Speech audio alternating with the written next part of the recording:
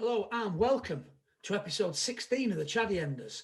I'm David Broadbent, and every week I sit down with somebody who has an association with Oldham Athletic Football Club, be that a player, manager, chief exec, mascot. We've had all sorts over the last 16 weeks. And today we've got our first international podcast. Firstly, as always, I'd like to thank our fantastic sponsors. We have AC Tyres, NFL Weekends, and Eden Creative. A big thank you to all you guys. You can follow them on social media at AC Tyres, at NFL Weekends, and at Eden Creative UK. As I say, this week we have an international flavour I'll tell you the guest is first. He made 136 appearances for Latics between 1997 and 2002. He scored 17 goals. He won Welsh under-21 international caps when he was at the club, and he's currently a manager in Northern Ireland. It is fantastic to be able to welcome Matthew Tipton to the Chaddy Enders. Thank you for joining us, and welcome, Tippy. Matthew, thank you very much for taking the time to join us. So, for those that don't know, you are now a manager in Northern Ireland at Portadown. How's life as a manager treating you? Look how great I am. I'm like that, pretty much. Look, I really enjoy it. It's something I've wanted to get into from an early age or an early-ish age. As a player, I was always opinionated. I always had, an opinion on how the team is doing or what we should be doing. Followed it through, obviously set up coaching badges and different things, and mainly obviously was coaching youth.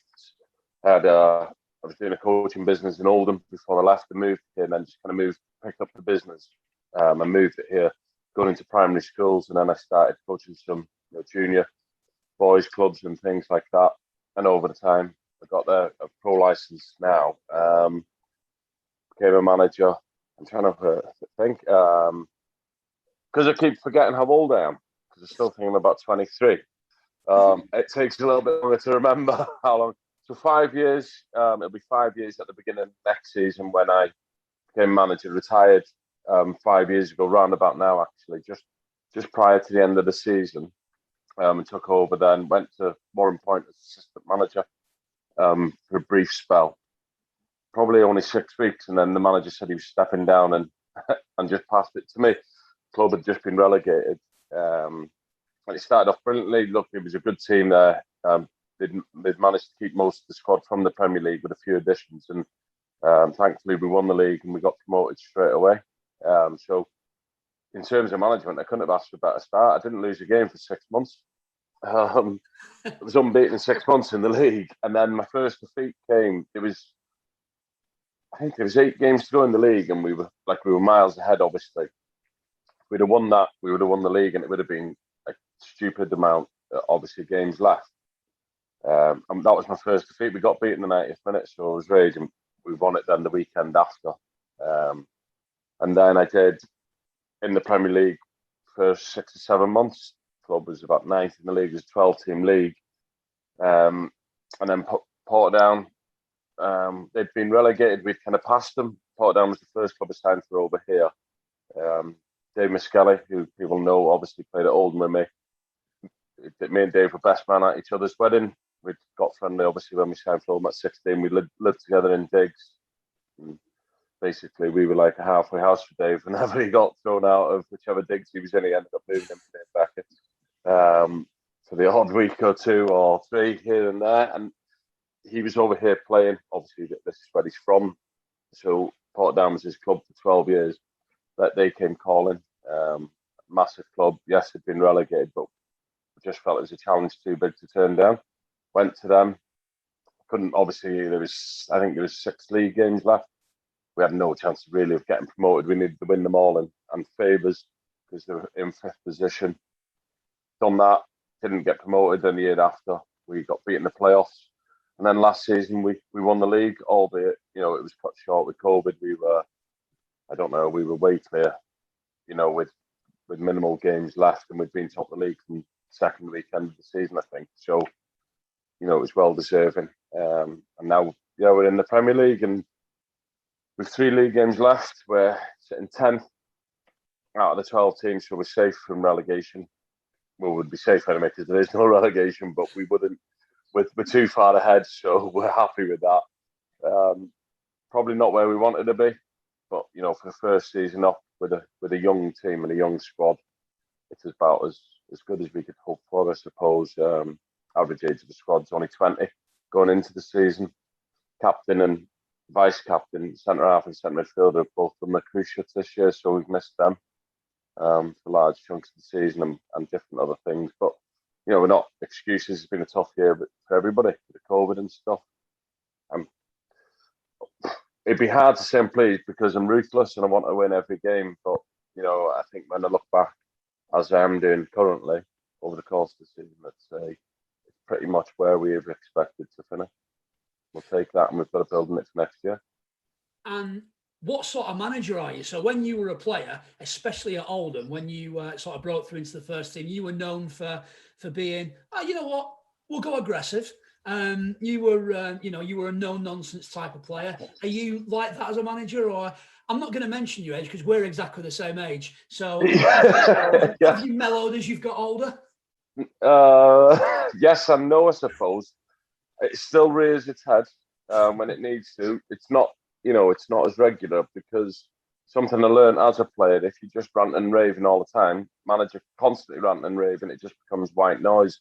You need to save them opportunities to make sure it makes the full impact. So, yeah, you got to pick and choose the right moments, but yeah, it's still there. And Dave sometimes gives me a nudge to say, you know what I mean, bring it out. Remind the boys, the lads up. I suppose it's up to the players to decide, but I do know we've a goalkeeper on loan from Man United, and he loves it, and he's a good lad. And we brought him up the other week because we feel a bit, he's living here by himself and stuff. So we brought him up and we had a bit of a barbecue the other Sunday, and then he was saying, "Remember that time you went mad?" And see, my wife was here, and Dave's wife was here, and they were like, "Yo, you sound mental," but it does sound bad when when it's getting reeled off 4 and 5 of them in a 3-month period, but it's one a month, you know what I mean, or once every 6 weeks. But it does sound quite a lot when somebody else is saying, "Remember you said to that lad." Well, I may as well say it now, we're on podcasting, there's no point being boring. So told the player I was going to set him on fire at half time to see if that would make him run. I don't know. Are you allowed to swear on here? Yeah, mate, go for it. You're absolutely fine, yeah. Yeah. So yeah, I told him, set his fucking short on fire to see if that would make him effing run. So so I suppose, yeah, I am still mad as ever, yeah. So going back to when you joined Oldham, you were what, 15, 16 years old? How did it come about that you joined the club? Yeah, I was 14 when I signed schoolboy forms. Obviously, I was living in Wales. I'd been at Liverpool from the age of 9. And then Oldham had always shown an interest. They'd invited us up and down, and we'd been up a few times. And we went off. Oldham then set a centre of excellence in Wales. So it was good because obviously didn't have to do the travelling because at that stage it was about 2 and a bit hours up the road. So I did that and went up, and I can remember went and played on Boundary Park, and it was all different players from everywhere kind of came in this game. It was a big trial game, but it was a real good standard. Michael Ball was there because he was at Liverpool with me. Danny Cadamachi played, and there was probably others. It was like a big select squad played against Oldham's team. And when I got there, Billy Ermson was there, and he took the team and he just said, "I've heard you can play midfield." And I'd been a centre forward my whole life. I'd never played in midfield. So anyway, I played the game. I scored a couple of goals, but got home, got in the car. My dad he said, "Taking the piss, going all the way there and fucking playing your out position and all that." So got whoever it was, a scout, whatever, rang my dad. My dad's like, "Nah, we won't be going back." Idiots, whatever, right? So we were a bit upset because at that stage I was 13 or whatever. And everybody was I was at Liverpool, Man U wanted to take me, Arsenal, Sheffield Wednesday, probably Blackburn, I don't know, pretty much everybody around at that stage. So I won't be going back. So the next day the phone goes, and my dad didn't know who it was. He's like, "Oh, I just want to apologise. We know he's a good player, and we always knew he could play centre forward, but we just wanted to have a look at somebody else." And my dad told the fella to go fuck himself. So put the phone down, and she goes, he said, pass me one of them programs there, because because he knew I was a Liverpool fan. They'd invited us up to watch Liverpool. So my dad said, pass me that program there. So I said, right. And he said, it's that fella. I want to look in the program to see who was it. It was Jim Castle. And he was like, chief scout. He was like just one below Joe Royal at that stage. And then Joe phoned to say, look, no, we want to sign him. And they drove down to my house on my 14th birthday, presented me with a kit to make sure I signed. And they agreed then to stay till I was 18. And then at that stage, started going up most Sundays to play matches, some Saturdays to play in the A team or the B team. And we just used to, we pretty much done that then for 2 years. And when I was about to turn 16, I think it was about February. Other clubs now were getting in, even though we'd kind of agreed, you can't really sign a 4-year deal at 14. It's not legal, right? So it's all on promises or whatever. So we were there, and other clubs were coming in for me, and I was like, I don't know, I was getting a bit frustrated because I was thinking, right, what's going to happen here, and who are they signing? And Blackburn had come in, and it was a pretty good deal. So we were playing Rochdale. I remember we were playing Rochdale. It was at Salford. We used to play all the matches at Salford University, and I'd scored 5 in the first half. And Rochdale said, can you bring him off? Because they needed to make a decision on if they were keeping their players or not. So they brought me off. So that was it then. In a huff, stick it. I'm not coming back. I wanted to just score like hundreds, like all the time. I just wanted to score as many goals every game, and I didn't think it's fair that. I was like, why should I have to go off because they're crap? There was arguing with the coaches and stuff. I said to my dad, right, I'm not going back. Phone Blackburn, tell them I'm going to sign for them. And then Oldham just said, look, what you're doing, you know you're going to play. You love it here. You're going to break into the first team like in no time. So just, do you know what I mean? Stick with it. And then I signed then like a 2-year scholarship or 2-year YTS and a 2-year pro. So that would take me up to I was 20. And I thought, you know what, I did like it there. And why would I leave? And that was it. So turned 16 at the end of June and moved to Oldham then in the July. And that was it then. Pretty much it was in the reserves from September or something of that year, and really, I loved it. I did. I really, really loved everything about it at that stage. Who were your mates then at the time? Who did you come through with? Who was in the youth team with you? So it was obviously myself and Dave, and we're still friends now, 25 years later. Unbelievably so. Mark Innes was a year older.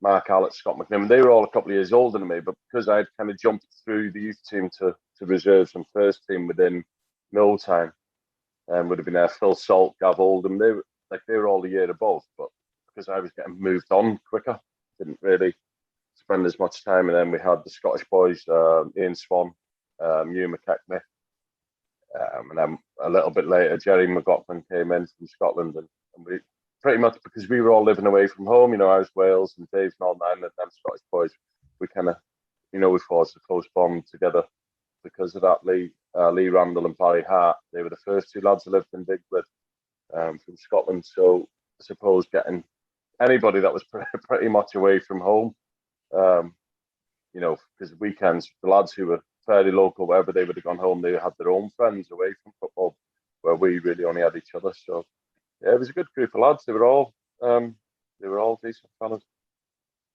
And it wasn't that long after that you made your debut. Now, I might be wrong on this, but was it Neil Warnock that gave you your actual debut? Yeah.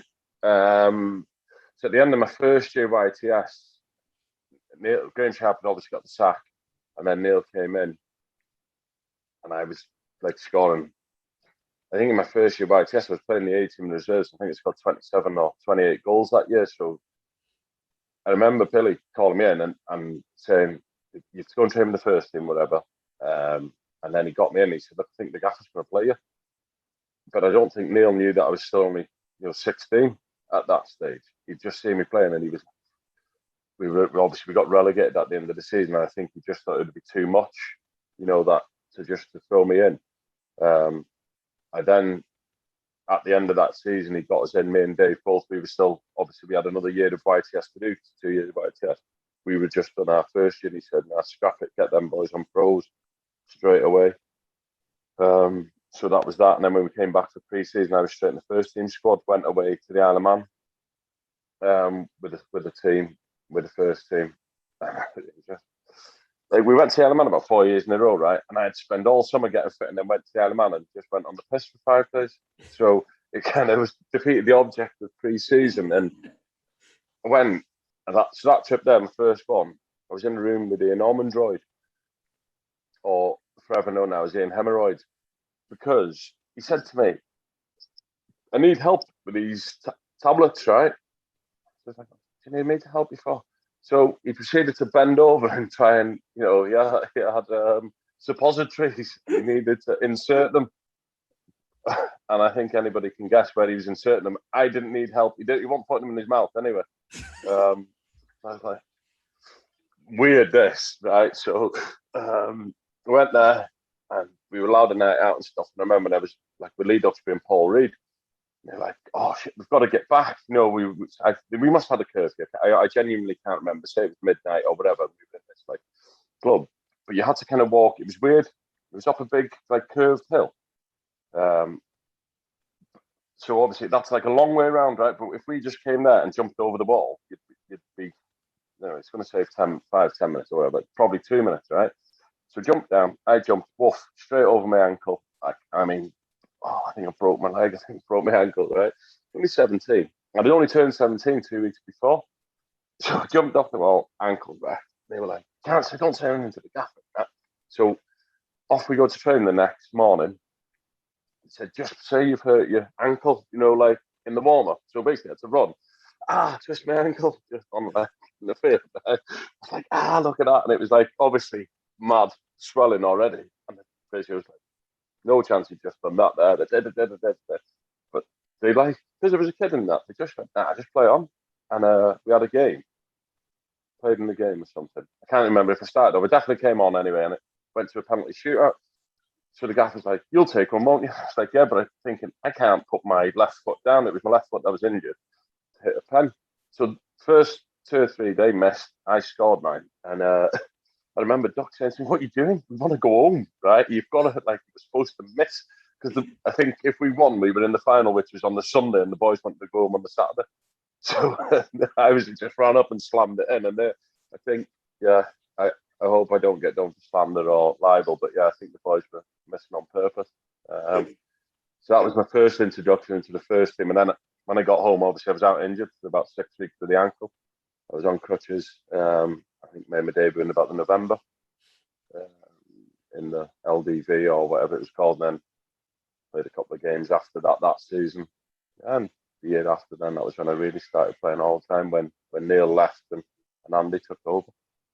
Did Andy Ritchie, being a striker, did that help you in your sort of development, the fact that he was a forward as well? Yeah, both him and Graham Sharp, even though I was only like on the Sharp for about 6 months, they both really brought my game on in terms of backing in and really, working on getting the ball into chest and stuff, and rather than either flicking it on or just not getting involved, because I was a kid coming through.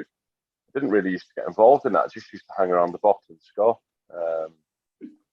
Maybe I should have just stuck to that. I would have been better off. Because that stage, when Neil came in, he just wanted me to run the channels and stuff. And Andy was there, and we obviously weren't the greatest of teams. And I think for a period, I kind of forgot what I was good at. I was trying to do bits of everything. And really, I should have just...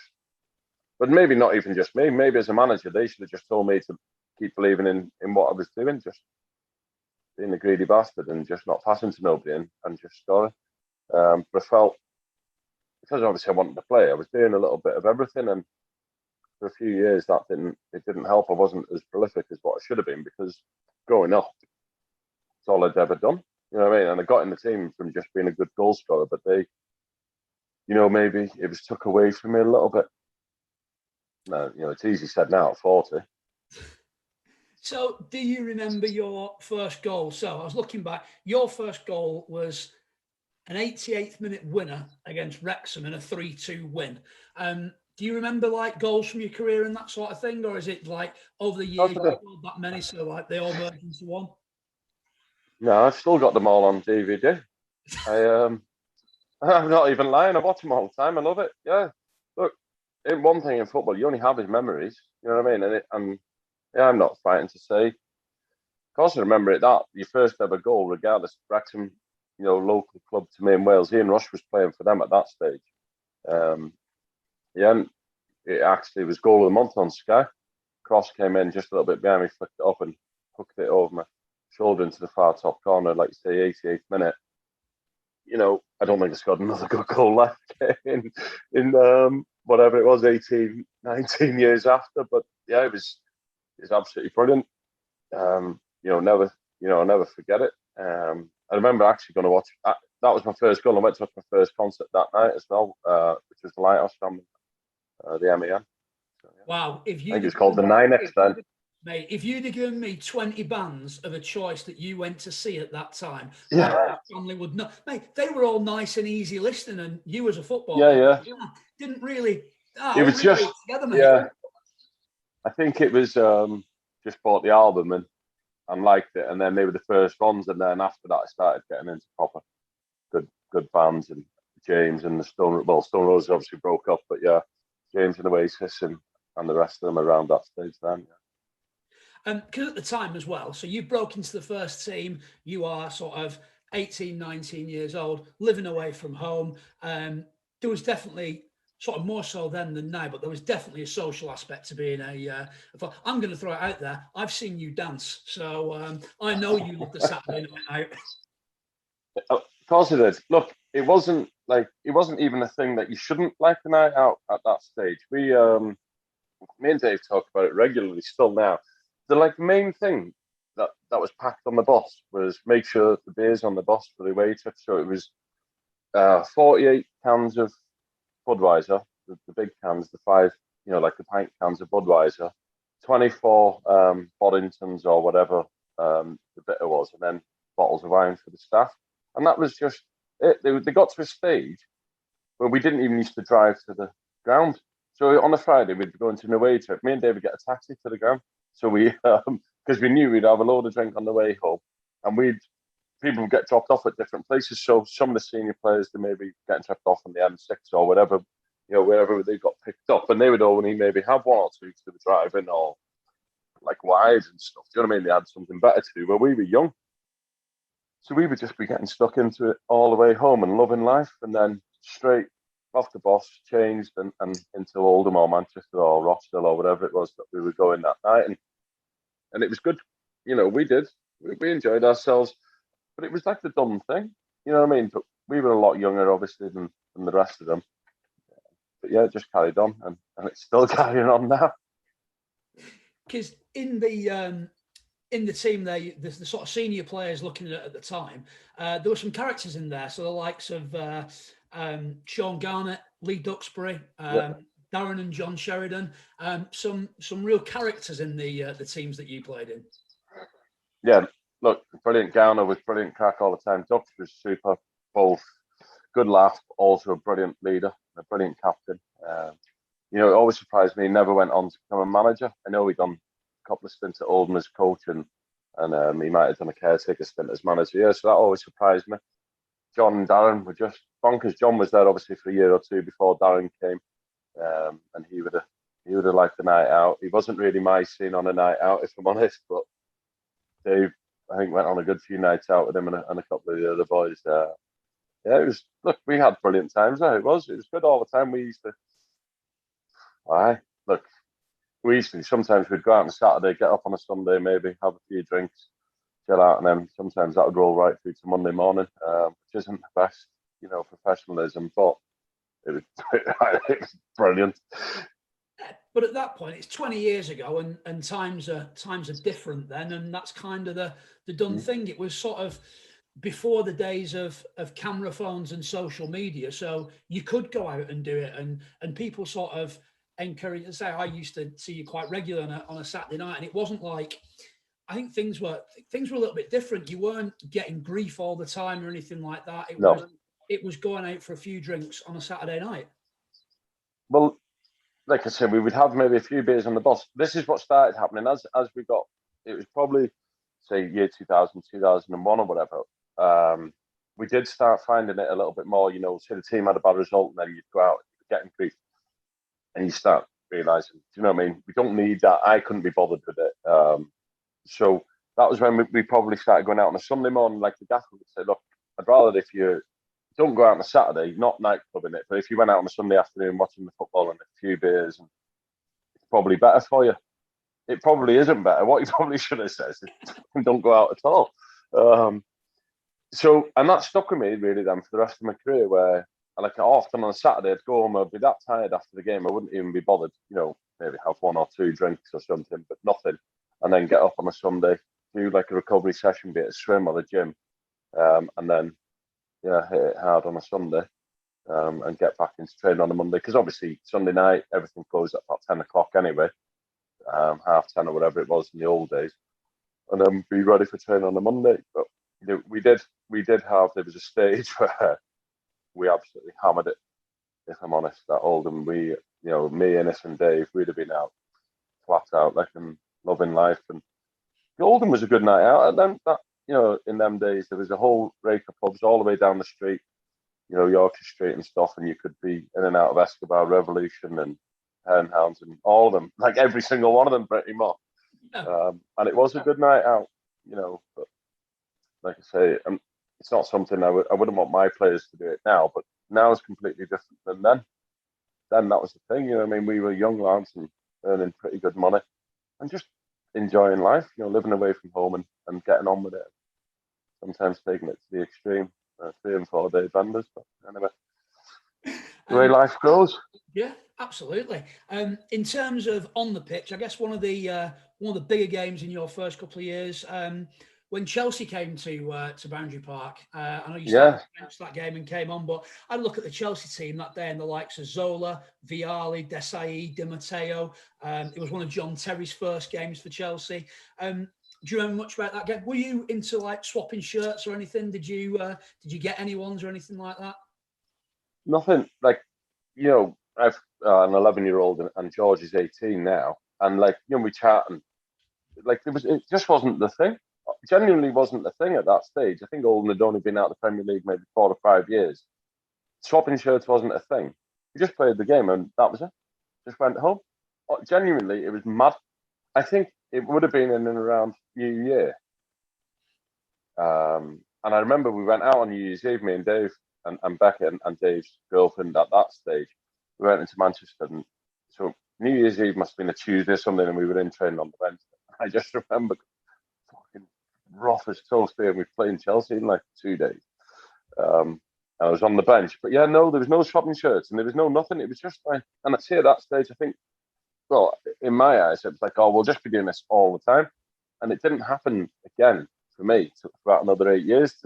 We played Chelsea again. I was at Macclesfield. And at that stage, I just went and hoovered up as many shirts as I could. Kitted out the whole family in Chelsea kits. It was about 2007, I think, or something. We played them then. I'm not 100%. Plus, if you'd have tried to do that at Oldham, you'd have had Alan Hardy knocking on the dressing room door Monday morning, charging you for a new shirt as well. Yeah, I'm surprised they didn't charge us anyway, just for thinking about it. But no, it wasn't a done thing then. It just, I don't know why or whatever happened. It never crossed anybody's mind to go in and ask. And when you look back, that was some team they had. And there was none of this, oh, it's FA Cup. Well, they came, like, that was their team. Like you say, John Terry made his debut, but hardly. Like, it's not like it's some randomer you've never heard of. I think Bjarni Goldbeck was on one side. Graham Lasso was on the other. Maybe Jody Morris played in midfield. It was LeBoff and Desai and John Terry as a back three. Oh, that's the team in the world. Do you know what I mean? Did Tor Andre Flo start up front and get injured and then Vialli put himself on, or did he bring Zola on or something? Like Gianfranco Zola was playing. Zola played. I think Flo played and went off, I think. Yeah. And then Vialli scored 2. Steve Whitehall scored for us. Like, we're talking about Gianfranco Zola and Steve Whitehall in the same sentence. Deary me, that's never going to happen ever again in any conversation in world football. Mate, that's the beauty of football, though. That's the absolute beauty of it. It's something. I don't know. I don't know what it is. So after Stitch, at that point, there's been a change of ownership at the club as well. Chris Moore's come in, and it's Mick Wadsworth and Ian Dowie. Did at that point the club sort of started spending a bit of money? Was there a noticeable change and a noticeable difference at that point? Yeah. Right. Johnny's first day, Mick, he came in, right? I was 20. I've been in the first team since the age of 17 and in and around it ever since I've been at the club. So it was like 6 years or whatever. And I remember Mick came in, big mate, and everybody's flapping away a bit. Because we were like fourth or something. We'd had a brilliant start in that season. It wasn't like we were rubbish when Stitch got sacked. And I'd had a good run of games in the team. And we'd a decent squad then. John had come in that summer. It was myself, him, Carlo, Mark, Alec up front, and I felt we were a good team. And I can't remember if Andy brought in David Reeves or Mick did, because it was all around about that stage. But we were going well, and obviously Darren had just signed Stuart Barmer. They'd both come from Wigan, and it was a decent thing anyway. So Mick comes in his first day, and I remember we were all sitting in the dressing room, done a speech, and he said to me, 1 second, can I have a word with you? So I said, yeah. And he said to me, do you like a drink? Right? And I was like, didn't like know it. So I said, not just now, Gaffer, we've got training. Right? And he fucking went mad. So we've done this. Like now, right? See if he said it to me now, no problem. I'm fucking 40. I've got like a double chin. But when you look back at photos, there's about 12 stone. And I'm not 12 stone now anyway, right? So he said, these are drinkers' jowls, right? So you have to stay off the drink and stuff. I was like, right, all right. And he's like, look, I promise I'll make you £1 million player if you listen to what I'm doing and stuff. So I was like, right. And the training was proper hard with them. So kind of played a couple of games, but it wasn't that I wasn't an alcoholic or anything. But do you know what I mean? You just wanted a couple of beers on Saturday. Chinese. So I'd like cut everything away, but I was crap. For about a month, I was proper crap. Couldn't run. I don't know if it was because I wasn't getting a night out or a day out or anything. It was just probably coincided with crap, right? So I thought, fuck that. I'm going. We've no game on Tuesday. All the lads will have a night out, right? So a few mates from Chadton or whatever. So played the game, went in the players' bar at Boundary Park, a few beers, back home, changed, and out into the Harlequin, Springvale, and then into town and done the whole cack. And Julian Bode just signed.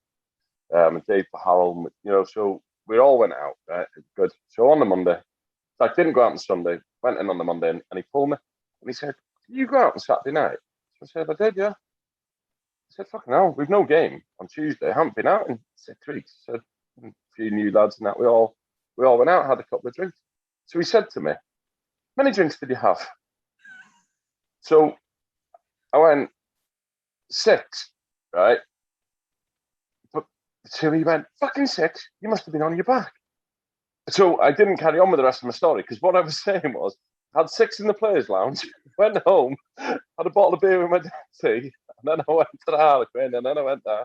So I was like trying to calculate in my head. I had fucking 6 bottles it was in the players' lounge, right? So he nearly collapsed because I had 6, and I was like, man, if he finds out how much I really had, I had about 36.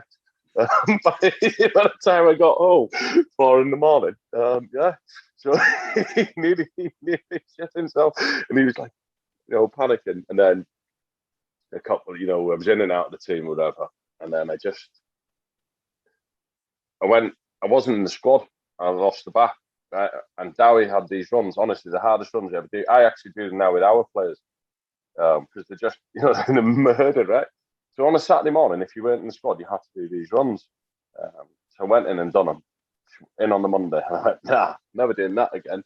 I want out. And then he rang me I went in or whatever on the Tuesday, and he got me in, and he said, listen, I think it was Bournemouth. There was like a few clubs came straight in for me. Bournemouth was one, but Bournemouth played them once. It was about 8 hours away, right?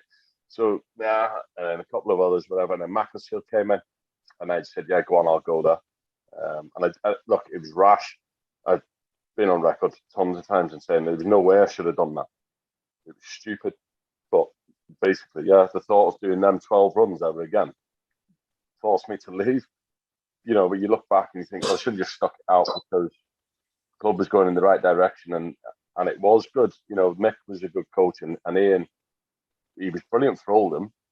You know, and the lads loved him and stuff, and his sessions were unreal. I know it didn't work out for him later on, but you have to appreciate we were at Oldham, we're down here, and the things he was doing revolutionary, bringing the boys in at 7:30, swimming and boxing and stuff. And it was all stuff that I was doing myself. A friend of mine, Gary Hibbert, he was a pro boxer, and I used to go with him in the afternoons anyway and do training and stuff. And I would have been in the pool all the time. So all of that stuff, I would have embraced because I was doing it in my own time. But what I didn't like is somebody else telling me to, somebody else making me do it, right? Which is just something and nothing. But obviously, when Ian left and went on to Newcastle and Palace and doing these things, they don't. We done all right at Palace, I suppose, but they don't really buy into it at Premier League level because it's just the norm. It wasn't the norm for us to get proper food brought into us at lunchtime. We were just at the butty shop at the top of the hill. You know, and when all that changed, it did make a massive difference to Oldham. And I was just gutted that I threw the head up after one week of not being in the squad. If I'd have stuck it out, I think I'd have had a better career there. We've had a couple of questions in. So, first question: do you remember your celebrations? So, whenever you scored, you pretty much went nuts. I think there was one guy sent a question about: do you remember doing the Cutthroat Celebration? Yeah, right. I do. Yeah, because there was a stage the fans then were calling me psycho all the time, and every time I came on, I seemed to be getting booked and different things that, you know, just from mad stuff. And then they all started doing it, and I can't remember. We'd played away somewhere, and they were all doing that, the away fans, and I scored, and then I give it that back to them. And then when we played them at home, it was a penalty, and all the fans were stood at the Chaddy end doing that already before they took it. So I did it before they actually even took the penalty and rolled it in. I got done for that. Off the FA. Said I was inciting a riot and, like, you know, saying basically inciting violence amongst people. Like, I got done a few times off the police for different things. One at Macclesfield playing Rochdale away, they were all like singing, like, whatever, you're anchored, right? And then it said Tipton, what's a score? And I done that to them. It was 2-1. I just scored, jumped on the fence and done that. So I got done for that as well, yeah. It's the way that football went. I don't care, really. It was just good, you know what I mean? I'd rather somebody remembered me for, if I wasn't going to score loads, at least if I got on like a dickhead when I did score, they'd remember that. And I remember one of the things I remember from your time at Oldham, you were called into the Welsh under-21 squad.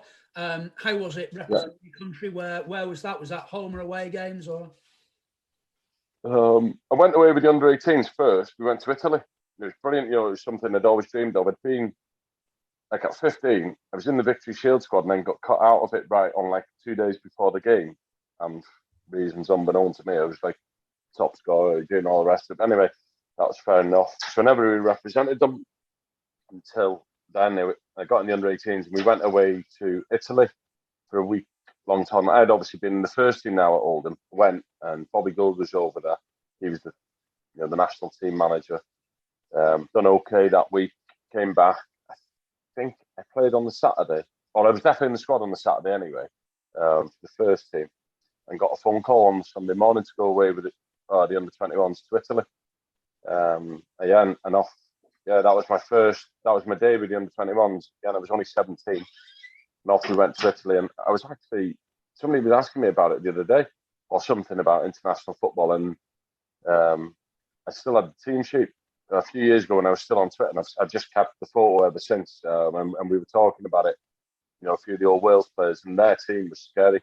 Pirlo was playing in midfield, Gattuso, like, they were brilliant. The whole team, like, went through it all, and they'd all went on and played, and, like, had a brilliant, you know, international careers, and, like, playing for AC Milan and Juventus, and we were, like, all rapscallions from, like, Oldham and Cardiff and Swansea and whatever. Yeah, it was brilliant. Look, 2 going away, I went then, and we played Portugal. Luis Boumorte was playing for them. We played them away. We played the Ukraine, Norway. John Carew, remember the big striker, John Carew? He was playing. All over pretty much. I always seem to only play away from home. Switzerland, we went to. Somebody said to me, Switzerland, lovely country. All I could remember was graffiti everywhere. You know, it's just a strange thing. You don't really see anything. You just go, training pitch, hotel, training pitch, hotel, and back. Went to Azerbaijan with the under-21, and then we became known as the Azerbaijan Five. We played the game whatever day, Friday, whatever, I don't know, because the way the under-21s play, and then the full team plays the day after. So they said we could go out for a couple of drinks, but don't, rip the arse of it because the first team were obviously. So we went out, and I genuinely, I was back in the hotel. So whatever time curfew was, 10 o'clock, there was a look, we all went, and then some stayed out and some whatever. We came back, and half a dozen came back, a couple of bottles beer to the room. We were allowed to drink. We were obviously, we were 18, 20 then. A couple of bottles beer and a game of cards, just nothing really. Anyway, something happened. Some of the lads got caught coming back, stragglers, from the nightclub, right? And then they went around all the rooms, and we were all just sitting there, in our jeans and a t-shirt or whatever we were wearing. So we all got lumped in, and Mark Hughes was managing. He was cracking up. So the next day we went to training, and they went, right, all them were out last night, going in the centre circle, so just carried on jogging. And they went, nah, you, and you, and you. Yous were all out. We went, fucking weren't. I said, yeah, you were, because when we went past your room, your door was open. I said, well, you didn't say that we weren't allowed to be awake. Anyway, he said, no, we were making a noise, and the gaffer wasn't happy. And we had to stand in the centre circle the whole session, right, like an hour. And while they all trained around us, and then on the plane and that, nobody's allowed to speak to us and stuff. It was it's mad. So when we got back, we were getting sent back to the clubs. We had another game on the Tuesday. Obviously, I don't know what day the games were. Right, I'm assuming it was a Friday, Saturday, and we were back Tuesday, Wednesday for the full squad. So Marky's got his own room individually, and he was like, "What happened there?" And I went, "Nothing." I said, "You told us we could go out," and we came back, and we had the game of cards in the room. And he's like, "Well, why is Jimmy said?" And I'm like, "Jimmy's a knob." I said, "He's never liked me since I was 15." So he's like, 100%. I said, "Go and ask Stu Roberts, the four lads that were in the room, go and ask them." And they're all. I said, "What do we need to lie for? You're going to send us home anyway, so it don't matter." So then he said, "Right, all right." And then we were allowed to stay, but 3 or 4 of them did get sent home because they were caught. They were actually caught in the nightclub at 1 a.m. or something, because the staff went out after. Do you know what I mean? And then they all walked in, and the boys were all, oh. So they did get sent home, yeah. But we were the Azerbaijan 8, yeah, all made to stand in the centre circle. And came home, played a few more times, but didn't obviously get to play any full internationals. I think there was talk I was quite close to the call up a little bit. I was probably closer when I was 17 than when I was 27. And then I think when I was going really well at Macclesfield, there was a little bit of talk that I was going to get called up, but it just never ever happened to the full squad. I was playing 4th division, you know what I mean? The boys in the Premier, I'm going up against Ryan Giggs and stuff, so probably not going to get in the team. So we always ask the same 5 questions. Don't think too much about the answer. So first up, your best game for Oldham? Man City away. We beat them 2-1. Paul Reed scored a pen. I won the pen. I wanted to take it, but it got took off me. Duck scored a header. I think Gareth Taylor scored for them. Might be wrong, but yeah, pretty sure. Yeah, probably my most favourite game. Yeah, I don't know if it was the best game I ever played, but yeah. Good game. Okay, so on the flip side of that, your, again, personal experience, your worst game for Oldham? Only one. I had about 80 of them. I remember, I don't even know who we played, but I remember Andy put me on at half time and brought me back off again 15 minutes later. I was going to kill him. I was actually going to kill him. That game, he said he was putting, because I went through a stage of playing in midfield at first, and put me on the midfield and brought me off and said he wanted to put a striker on. Well, we're lads straight here. I said, "Are you taking a fucking piss? I'm going to smash your head through that wall." Just went in and got a shower and went home. Yeah, so that, I don't know. I've got sent off and stuff. Away at Millwall, that was bad, but that one was a particular bad moment, when I got put on and brought back off again. Okay. Best player you played with in all your time at Oldham? Shez. John. Yeah, I was going to say John rather than Darren. Yeah, no, I love playing with Darren actually, but Shez was different class. David Ayres is probably up there. Look, we had a ton of good players, but yeah, probably Shez. Loosest cannon? Of all the dressing rooms you've been in at Oldham, I think the answer might be you, but Yeah, you could well be right there. Darren was mad, wasn't he? Darren Sheridan was proper mad. We had a few, you know. Gary Kelly was crazy. Gary Kelly was proper mad as well. We went to Dublin on an end of season trip, right? And his brother came and met us, Alan, you know, played press and stuff, yeah. So we were out and like just there, and then them two, like me and Dave, were like just sitting on the bar stool next to them, and they were just smacking each other in the face, like and laughing. They thought it was dead funny. And like I'm mad, but like I don't like getting punched in the face. So yeah, Kells and his brother, yeah, they were just like smacking each other and laughing and like just drinking pints. You did? that's Probably him, yeah. Yeah, That's probably quite crazy, yeah. Yeah, thank you very much for taking the time to join us today. It's been great to No catch up. problem. Thank you very much to Matthew Tipton for taking the time to join us. Thank you once again to our sponsors, AC Tyres, NFL Weekends, and Eden Creative, and also to Luke, who edits all this and brings it together in a way that, well, I just can't. So we've had some fantastic guests over the course of the last 16 weeks. We're going to be taking a break for a couple of weeks now before we come back with season 2. Already got some great guests lined up for season 2. We've got David Ayres, Dave Baharol, Paul Dickoff, Mike Milligan, John Guy, who was physio at the club for a few years. We've got plenty of fantastic guests coming up. We'll be back in a couple of weeks. In the meantime, stay well. Thank you very much for listening over the course of the last 16 weeks. And we'll be back in a couple of weeks with more of the Chaddy Enders. Thank you very much.